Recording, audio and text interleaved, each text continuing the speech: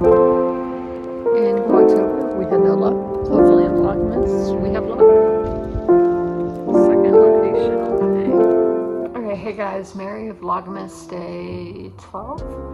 I am in my garage, and I promise the quality will get better since I'm outside. I'm filming this on my phone, but I've had questions asked about freezing books. So my friend Venus, she asked me before if I freeze the books that I get at Goodwill, and I was like, no, but I probably should. So I started doing it because I do have an outside freezer.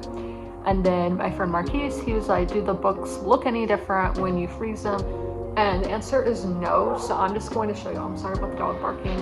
As I said, I'm outside. So I have this little freezer right here. And every month I go to Goodwill. So like this has been in here for about 5 weeks, I would say. I know I don't have like before pictures to show y'all, but yeah, it doesn't look any different. This is just to kill fleas, bed bugs, whatever. It can kill mold as well, so it doesn't spread to your other books. This didn't have like any like mold on it, but you never know if there's like bed bugs or anything. So this is Piglet. So what I do is, and in this time of year, winter and fall, these colder months, this is really like the best time to do this, because in summer when I take them out of there, you know, it'll be 110 degrees outside. Not exaggerating. So taking them from a freezer to the outside, they get like sweaty. So this time of year, you're not gonna have that problem. So this is a really big book. Hugo right here, that's what we would call this book in school. So you just simply slide it into the bag. And sometimes for these really thick tomes, I will put another bag over this bag so they're, you know, the pages don't get wet. So that's just an example of how I do this. But yeah, pages, nothing looks different. It's just to kill off any germs or anything that might be in a book. And I only do this to the used books I get, the Goodwill books that I get, and sometimes secondhand bookstores. It really just depends. But that's what I do. Hey guys, we are on the camera now. Okay, sorry, my dad started talking on the phone right time I started recording, but and he talks very loud. I am inside recording, and so we're on the camera. Twice a year I do a book outlet order, one for my birthday, one for Christmas. These are books that I typically could not find in bookstores. Like I looked and looked and literally could not find them. So we are going to, they come in this plastic thing over it.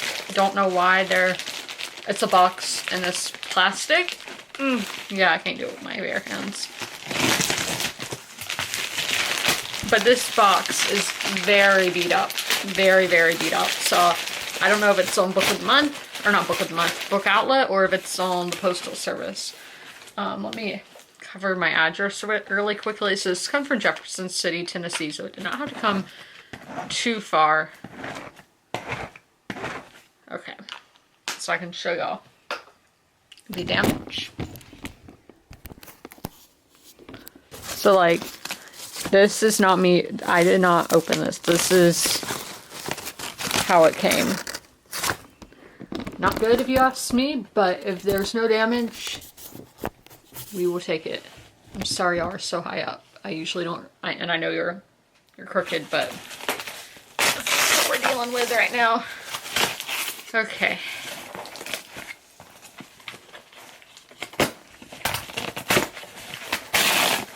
I know y'all are shaking as well because this desk does that.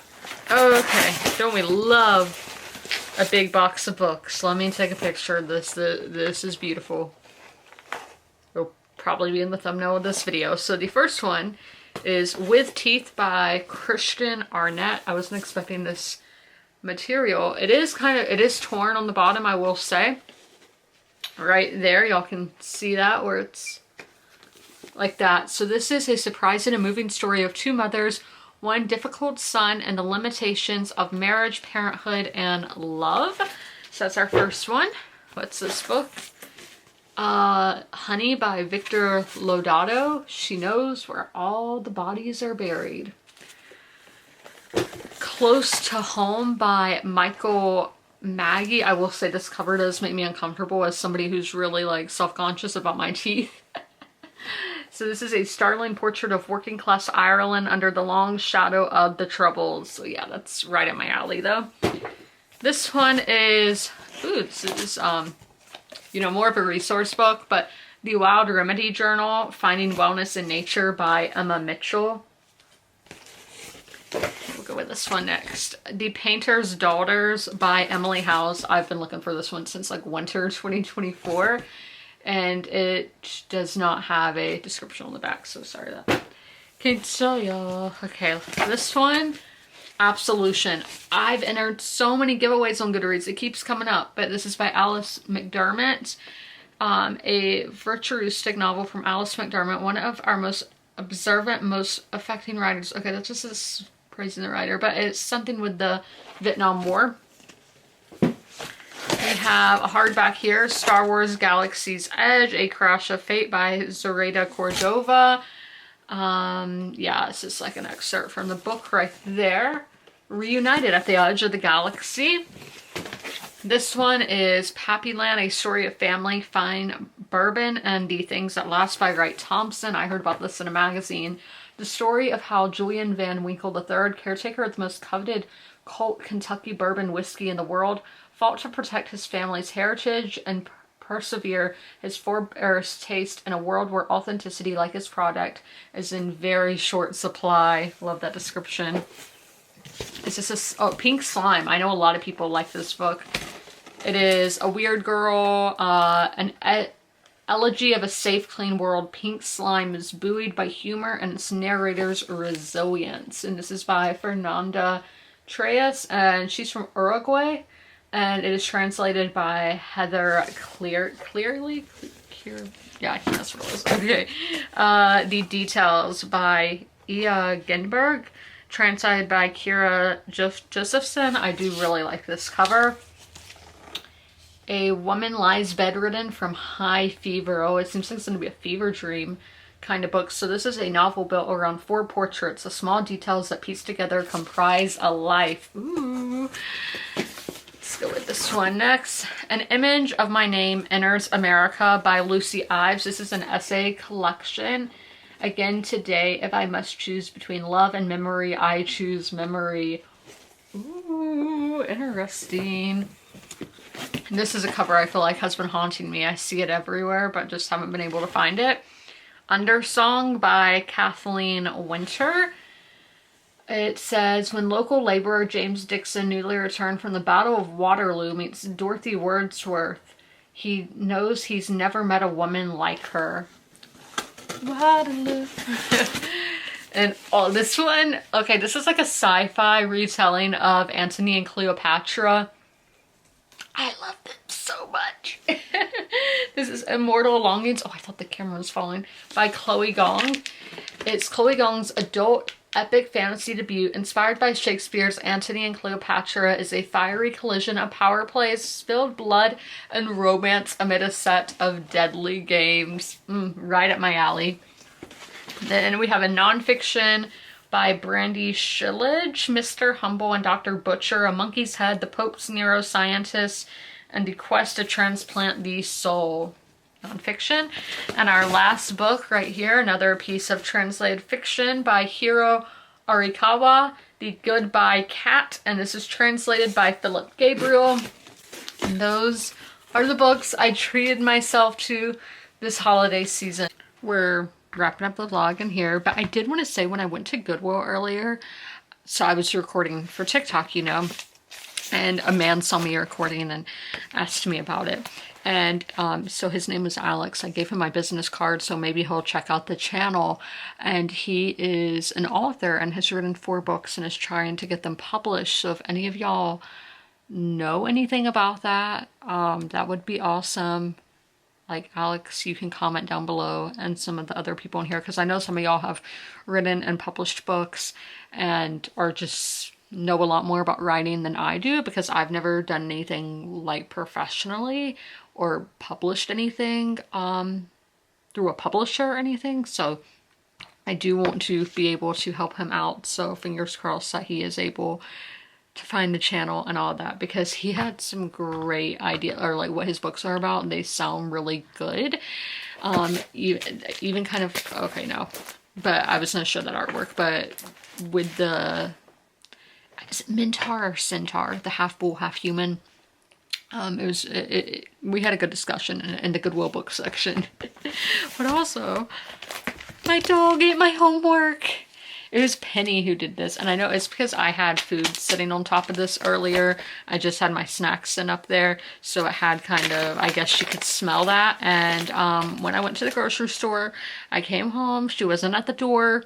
She was tearing up my notes. So we're going to read these notes to the best of my ability. So this is the Long Prince Quartet that I just started. I'm 5% in. This is a bind up of like 4 books. So this is what I'm going to be reading the rest of the year to let y'all know. But what is this about? It says, in a world of ancient empires and immortal magics, one man stands at the crossroads of history.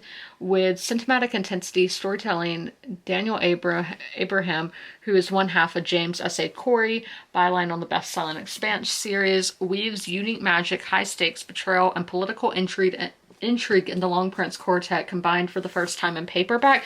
And I was shocked this is like Asian-inspired fantasy, because I mean, I thought it was going to be like the medieval fantasy, which, I mean, I guess it would be kind of medieval, but it's in Asia. I was getting like India. I thought it was going to be Indian inspired from what I read, but when I Googled it, because there's this one character we just met who is from a place that sounds very much like Japan, Nippur. That's where she's from. But it says Southeast Asian inspired, which I guess that could still be Indian, but like the article I read made it not sound like it is. We're going to go over my notes to, again, the best of my ability. So we have our prologue, and I think our prologue might actually be in the future, but I'm not sure on that. It was interesting. The word prologue was spelled without the E. I've never seen that before. But what it starts out at a school, and I'm like, no, why do fantasy writers love a magic school? I think Harry Potter just did that, and everybody was like, we gotta do it, we gotta do it. But now, since I got out the prologue was quite long, it was about 30 pages. We're getting into more of that political intrigue, because for fantasy, Game of Thrones back here, is this shelf back here, y'all can't see, that's my kind of fantasy. I like political intrigue, war. That's my fantasy. I'm not an academia fantasy kind of person, so I'm as glad when we got out of that. And there was a quote that I wrote down from page 15. Okay, it says, to think too far in the past or the future was dangerous, and that is so true. Live in the moment. It's very difficult. But another thing with the writing that I found interesting is posing. I don't know if it's a kind of magic in here, but the amount of times the word pose is used, I would love to know. So if you have this on ebook, let me know. And I did, the audiobook for at least the first book is free with my Audible subscription. So I am following along with that, because I mean, do y'all see this? Do y'all see this font? That is a lot to take in, and I was having a hard time focusing. Yeah, so like Matati held a pose of greeting, his heart in his throat. So that's an example of pose. Really, in like the prologue is when we see that posing done a lot. Or Tahai took a pose of agreement. It's just used a lot, and I was getting annoyed with it. And then, okay, this one, the Daikov left in the morning just after dawn, stepping through the great bronze doors that opened only for him. Ota stood in the ranks of his cohort, still holding a pose of farewell. Like, they love these poses. But I would have liked a little more world building. Now, as I got into chapter 2, it did get better. So far, I've really liked Amat Cayenne. She's just a very unique character, because she's an older woman, like I would say an elderly woman. And seeing that in a fantastical setting, we don't really see that much. And it seems like she's come from being dirt poor. Like, her sister had to become a prostitute, you know, to survive.